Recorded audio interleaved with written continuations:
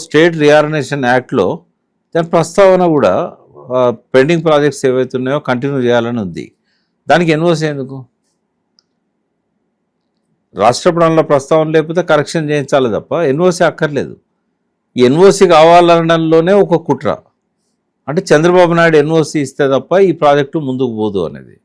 అది తెలంగాణ ప్రజలకు అవసరం లేనిది, అది ఆయనకు అవసరం కావచ్చు. ఎందుకంటే ఎన్ఓసిని అడ్డం పెట్టుకొని కేంద్ర ప్రభుత్వం సజెస్ట్ చేసినట్టుగా పనక చెట్లకు నీళ్ళను స్వేచ్ఛగా పోనీయాలి.